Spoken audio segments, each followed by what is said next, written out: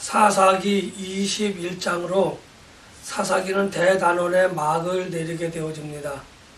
제가 사사기 21장, 20장, 19장, 18장 쭉 이야기를 하면서 사사시대 때 일어났던 사사시대 때의 그 이스라엘 백성들의 삶의 모습이 기록되어져 있다, 이렇게 말씀을 드렸습니다. 이스라엘 백성들의 삶을 사실은 사사기서 전체를 이해하기 위해서는 이 뒷부분을 먼저 읽은 이후에 사사기 1장서부터 읽으면 왜 이런 일들이 일어났었는지, 왜 사사들이 하나님의 보내심을 받아서 이스라엘 백성들을 대리하여 치리하셨는지 하는 부분들을 좀 더 쉽게 이해할 수 있을 것입니다.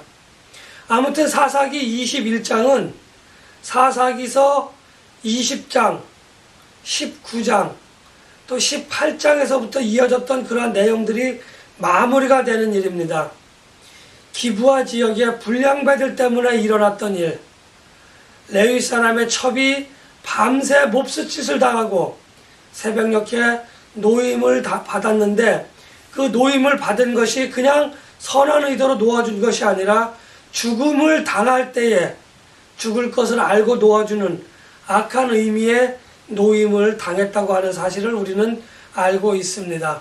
그리고 이 일 때문에 레위 사람이 분노하였고, 레위 사람은 각 지파에게 이 사실을 알려서 베냐민 지파 사람들에게 그 기브아 지역에 있는 불량배들을 우리에게 내어놓아라, 우리가 큰 싸움을 원하지 않는다, 그들만 처벌하기를 원한다라고 고지를 하였음에도 불구하고 베냐민 지파 사람들이 고집을 부리고 결국 11지파와 베냐민 지파의 싸움이 일어났고, 베냐민 지파는 600여 명, 남자들만 600여 명 정도 되는 겁니다.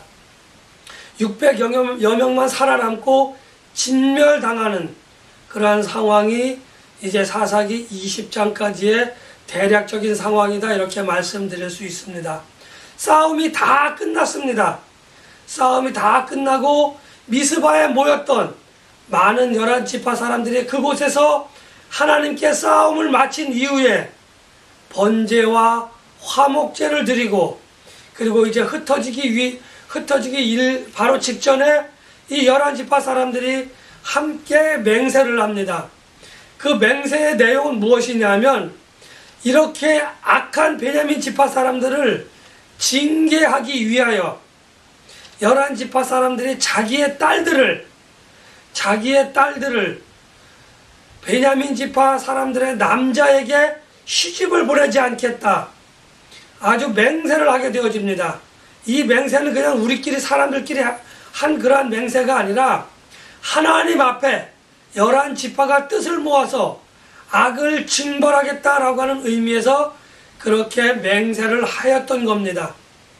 그런데 이 맹세로 말미암아 엄청난 일이 벌어지게 되어집니다.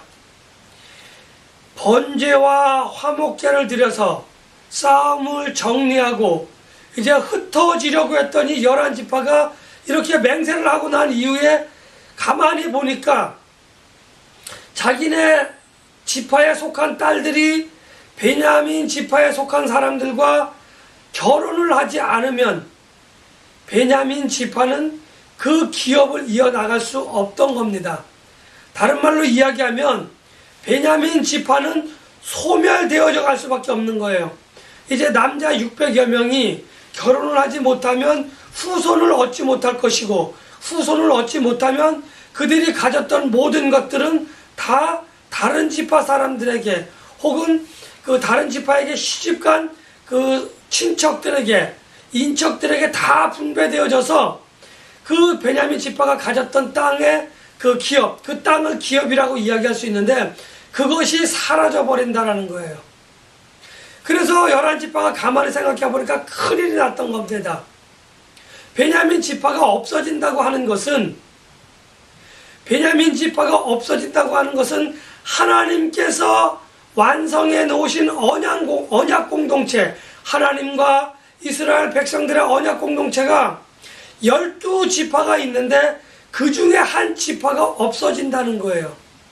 단순히 사람들이 사라져버리고 단순히 그 지역이 다른 지파 사람들에게 나누어져서 없어진다고 하는 의미인 것은 두 번째 문제이고, 첫 번째 문제는 하나님은 이스라엘 백성들과 언약을 맺을 때에 12지파와 맺었다는 거예요. 그래서 언약의 공동체의 한 지파가 없어져 버린다고 하는 것은 하나님과 이스라엘 백성들의 언약의 공동체가 무너져 버렸다. 언약의 공동체가 사라져 버렸다. 하나님과 이스라엘 백성들과의 관계가 허물어졌다. 무너졌다. 깨졌다. 이렇게 이야기할 수 있는 겁니다. 그래서 이스라엘 백성들이 11지파가 가만히 생각해 보니까 자기들의 맹세, 자기들의 딸들을 베냐민 지파 사람들에게 결혼시키지 않겠다. 베냐민 지파로 혼쭐을 내야 된다라는 의미에서 그렇게 맹세를 하였는데, 그 맹세를 하고 나서 그 맹세의 결과가 그렇게 되어질 것이다 라는 생각을 하지 못하고 있다. 뒤늦게 이렇게 되어지는구나, 이런 일들이 벌어지면 안 되겠구나 라고 하는 생각이 들었던 겁니다. 그래서 이스라엘 백성들은 부랴부랴 이 일을 어떻게 해결할 것인가 고민을 하게 되어지다가 가만히 살펴보니까, 자, 이제 우리가 전쟁이 끝났으니까 전쟁을 마무리하자. 그러면서 어느 지파가 참여를 했는지, 어느 부족이 전쟁에 참전을 안 했는지, 이러한 것을 따지다 보니까 길르앗 야베스라고 하는 부족이 전쟁에 참여를 하지 않은 것을 확인하게 되어졌던 겁니다. 그래서 이스라엘 백성들은 옳았구나. 그래서 다 같이 모여서 이야기를 합니다. 이 길르앗 야베스 족속을, 이 부족을 어떻게 우리가 징계를 할 것인가 하는 거죠. 왜냐하면 전쟁에 참여하지 않은 것, 싸움을 하지 않은 것은 겉으로 볼 때에는, 지금 상황으로 볼 때는 참 잘한 일이에요. 그런데 11지파와 베냐민 지파의 싸움이 왜 일어났는지, 하나님의 공의와 하나님의 정의를 실천하기 위한 이 싸움에 참여하지 않은 길르앗 야베소라고 하는 이 부족은 하나님의 공의를 실천하는데 도움이 되지 않았던 겁니다.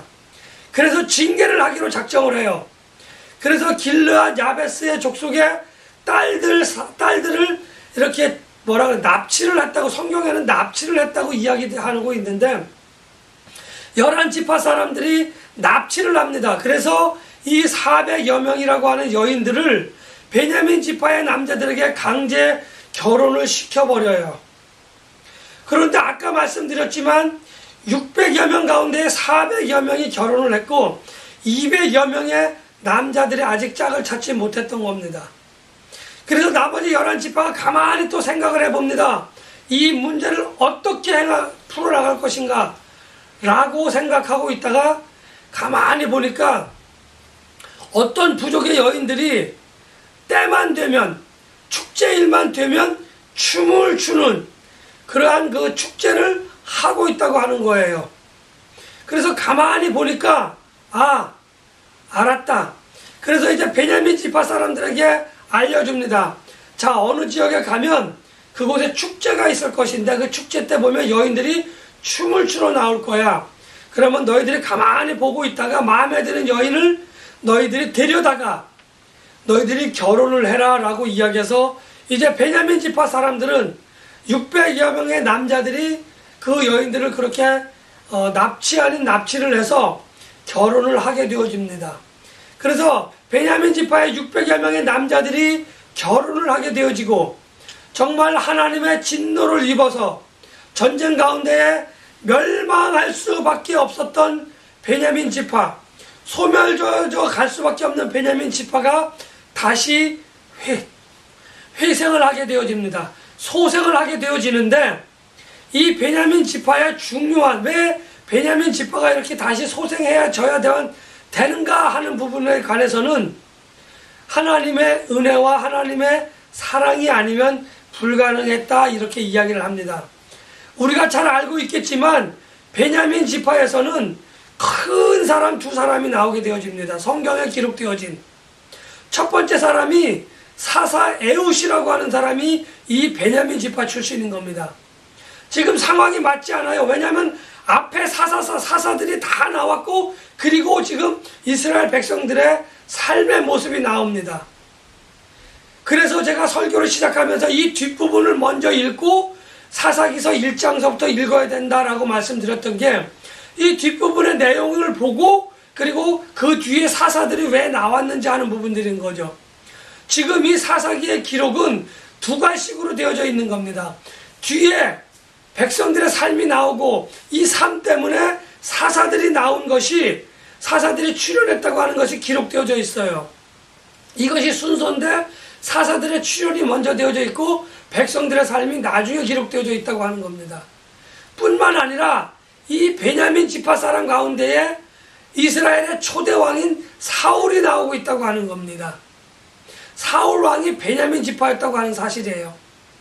하나님의 구원 사역에 있어서 악을 행하고 악한 사람들을 치리하지 않았던 베냐민 지파는 진멸되어지고 소멸되어져야 될 마땅한 그러한 상황 속에 놓여져 있었지만, 하나님께서는 그 베냐민 지파를 통해서 구원의 사역을 이어나가시기 위하여, 하나님의 구원의 사역을 알도록 하시기 위하여 사사 에훗과 사울 왕을 그 베냐민 지파 가운데에서 출현시켜 주십니다. 오늘 저는 이 21장 사건 내용을 가만히 읽어보면서 이스라엘의 11지파가 결심하는 것, 어떻게 하면 베냐민 지파를 소멸시킬까? 그랬다가 어떻게 하여야 베냐민 지파를 소생시킬까? 같은 사람들이 두 가지 결정을 하는 상황을 한번 살펴보았던 겁니다. 이스라엘 백성들의 맹세, 베냐민 지파를 소멸시키기 위한 맹세와 베냐민 지파를 다시 소생시키기 위한 그 맹세, 그 계획, 이런 것을 살펴보면서 저의 모습, 우리의 모습을 한번 살펴보아야 한다는 거예요. 이스라엘 백성들의 이 두 가지 결단, 두 가지 맹세는 참으로 어리석은 맹세예요. 그것이 하나님의 구원 사역을 모르고 행한 그러한 맹세이기 때문이다, 그러한 행위이기 때문이다, 이렇게 해서 말씀드리는 것이 아니라, 이스라엘 백성들의 맹세가 정말 순간적으로 갑자기 급작스럽게 결정된 맹세라고 하는 거예요. 넓은 의미에서의 하나님의 사역을 보지 않고, 오늘 정말 성경의 마지막 말씀대로, 사사기의 마지막 말씀대로 그때의 왕이 없었으므로 각자의 소견에 옳은 대로 행하였더라라고 하는 이 마지막 소회, 사사기서 전체를 다 하나님께서 마무리하시면서 이 뒷부분의 그 생활을 기록하고 마지막 절에 사사기 전체에 관한 소회를 하나님이 기록하셨는데, 왕이 없었으므로 자기의 소견에 옳은 대로 행하였더라라고 하는 겁니다. 그러니까 이스라엘 백성들의 맹세는 결국 뭐예요? 하나님께 그러한 맹세를 해야 되는지, 아니면 하나님 어떻게 했으면 좋겠습니까? 라고 묻지도 아니하고 자기들끼리 그냥 모여서 전쟁을 마무리하면서 이제는 저 악의 무리인 베냐민 지파를 없애버리자라고 결정하고 결단하고 그렇게 맹세를 했다고 하는 겁니다.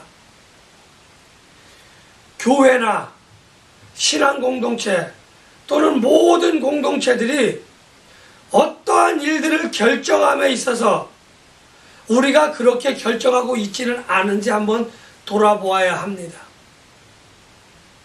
우리의 결정이 순간적으로 나의 유익을 위해서 내가 생각했을 땐 이게 옳은 방법이야 라고 생각해서 판단하고 결정한다고 한다면, 오늘 이스라엘 백성들이 사사기 전체를 통해서 왜 역경을 겪어야만 했고 왜 고난을 겪으면서 고통 가운데 있어야만 하는지 하는 부분을 잘 우리가 알 수 있다고 하는 겁니다. 왜요? 자기의 소견에 옳은 대로. 지금 이스라엘에게는 왕이 없어요. 주변 국가에는 왕들이 있습니다. 그래서 통치자 한 사람이 모든 것을 결정하고 모든 것이 결정된 대로 행하여져야 하는데, 이 사람들은 지금 왕이 없다는 이유 하나로, 제가 사사기서를 이야기하면서 왕이 없었으므로라고 하는 단어에 초점을 맞췄고 문장에 초점을 맞췄습니다. 지금 이스라엘 백성들은 눈에 보이지 않는 왕은 왕으로 인정하지 않는다는 겁니다. 만왕의 왕이시며 만군의 주이신 하나님을 인정하지 않아요. 그래서 지속적으로 우리에게 왕을 세워달라, 왕을 세워달라, 왕을 세워달라 이야기를 하고 있는 겁니다. 지금 누구에게요? 선지자들에게, 제사장들에게 그렇게 이야기하고 있는 장면이 이제 사무엘서에 가면은 나온다는 거죠. 아무튼 순간적인 자기의 소견대로 그렇게 결정한 이스라엘 백성들의 맹세는 베냐민 지파가 소멸되어져서 그 소멸로 끝나는 것이 아니라, 베냐민 지파가 소멸되어진다고 하는 것은 커다란 의미에서 하나님의 언약의 공동체의 한 부분이 무너진다고 하는 거예요. 우리가 누구를 치리하고 누구를 징계하고 누구에게 분노함에 있어서, 특별히 그 사람이 잘못했을 때에 하나님의 말씀과 위배되어지는 행위를 했을 때에 진노하고 화를 내고 그 사람을 꾸짖는 것은 당연해요. 그렇게 해야 되는 거예요. 그것을 우리는 치리라고 이야기합니다. 그런데 이 치리를 행함에 있어서 하나님의 사랑이 빠져버린 치리는 아무런 의미가 없다고 하는 거예요. 하나님의 사랑이 빠진 그 치리는 오히려 사람을 화나게 하고 오히려 그 사람이 더욱더 타락할 수 있도록 그렇게 방치한다고 하는 거예요. 그 사람이 순간적으로 욱해서, 순간적으로 화가 나서 반항하고 그렇게 할 수 있다고 하는 겁니다. 누구처럼요? 베냐민 지파처럼요. 베냐민 지파에게 11지파가 부드럽게 이야기합니다. 그 불량배들을 내놓아라. 우리는 싸움을 원하지 않는다. 악한 행위를 한 그 사람들만 치리하겠다라고 이야기했을 때, 베냐민 지파 사람들은 우리 지파의 일에 당신들이 왜 참견하느냐라고 반항을 했던 거죠. 아마도 베냐민 지파의 분노와 베냐민 지파의 이러한 반항에는 11지파가 그 치리를 하고자 함에 있어서 사랑이라고 하는 것이 그들에게, 야 너희들이 하나님의 말씀을 위배했기 때문에 우리는 그것을 치리해야 돼 라고 하는 정당한 근거와 그 사랑, 인내, 그 뭐라 그러나 인자한 마음, 사랑을 푸른 마음을 가지고 베냐민 지파에게 이야기한 것이 아니라 그들을 혼내려고만, 그들을 징계하려고만 하는 마음으로 그렇게 이야기했다고 하는 겁니다. 그래서 베냐민 지파가 발끈했고 그래서 싸움이 일어났다고 하는 거예요. 그래서 징계와 사랑은 어찌 보면 수레의 두 바퀴라고 이야기할 수도 있는 겁니다. 어느 한쪽에 치우치면 안 돼요. 어느 한쪽에 치우치면 또 사랑을 너무 강조하다 보면 징계가 소홀해질 수 있는 겁니다. 그렇게 되어지면, 징계가 소홀해지면 그 사람을 사랑으로 덮어준다고 하는, 사랑으로 품어준다고 하는 좋은 의도를 가지고 있었지만 징계가 약화되어지면 그 공동체는 무너질 수밖에 없는 거예요. 그 공동체 안에는 하나님의 말씀이 사라져버리는 공동체가 되어지는 겁니다. 이 양면성, 징계와 사랑의 양면성, 이 두 징계와 사랑의 균형을 맞추는 것은 참으로 어렵습니다. 아니 불가능하다고 밖에 이야기할 수 없어요. 이쪽이 치우치면 저쪽이 소홀하고 저쪽이 치우치면 이쪽이 소홀할 수밖에 없는 게 사랑과 징계입니다. 이것을 밸런스를 맞춘다고 하는 것은, 이것을 균형을 맞춘다고 하는 것은 참으로 어려운 일일 수밖에 없는 거예요. 그렇다고 한다면 우리의 공동체 안에, 우리의 공동체 위에 무엇이 있어야 하는 거예요? 우리는 만왕의 왕이신 하나님을 늘 섬기는, 하나님의 말씀대로 순종하며 살아가고 말씀을 준행하려고 하는 노력이 끊임없이 필요하다고 하는 거예요. 내 힘과 내 능력으로는 그것이 부족합니다. 그래서 늘 말씀을 읽어야 하고요. 말씀을, 읽은 말씀을 묵상하고 상고할 줄 아는 지혜가 우리에게 있어야 되는 거예요. 말씀을 아는 것은 필요 없습니다. 내가 알고 있는 그 말씀대로 내가 생각하고 말하고 실천하는 삶이 우리에게 있어서는 더 중요하다고 하는 거예요. 성경 66권을 다 꿰차고 있는 것이, 다 알고 있는 것이 중요한 것이 아니라 하나님의 말씀대로 그 가운데 특정한 말씀이 나에게 은혜를 주었다. 그러면 내가 그 받은 은혜대로 살아가야 되는 거예요. 받은 은혜대로 말하고 생각하고 행동해야 하는 거예요. 이렇게 우리가 늘 깨어 있을 때에만 우리는 베냐민 지파가 순간적으로 욱해서 그 제대로 치리하지 못했던 것 같이, 그래서 그 치리가 제대로 이루어지지 않아 그 어려운 상황 속에 베냐민 지파가 처했던 것을 우리는 기억해야만 합니다.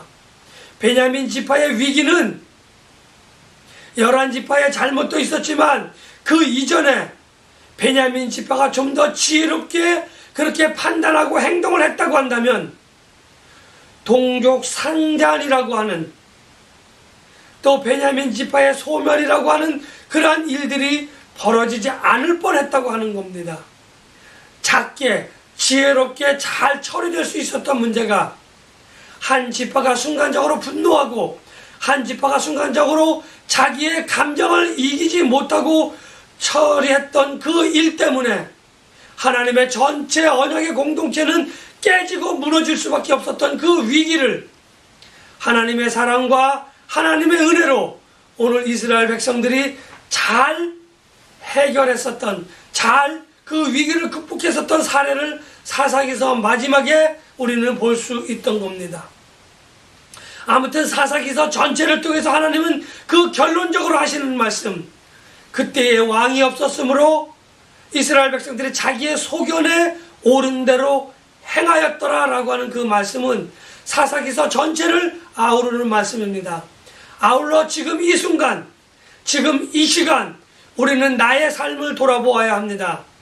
나의 삶 가운데에 만왕의 왕이시며 만군의 주이신 하나님이 살아계시는지, 내가 그 왕의 말씀을 잘 따르고 준행하는지 돌아보시고, 이스라엘 백성이 마침내 허물어질 수밖에 없었던 그 언약이 하나님의 은혜 가운데에 진노하심과 분노하심 가운데에도 하나님의 은혜와 사랑으로 모든 것이 다시 회복되어졌던 것 같이 우리의 삶이 하나님의 약속으로 말미암아 다 회복되어지는 놀라운 하나님의 사랑과 은혜를 체험하시는 저와 여러분 우리 모두가 되시기를 예수님의 이름으로 간절히 축복하며 기원합니다.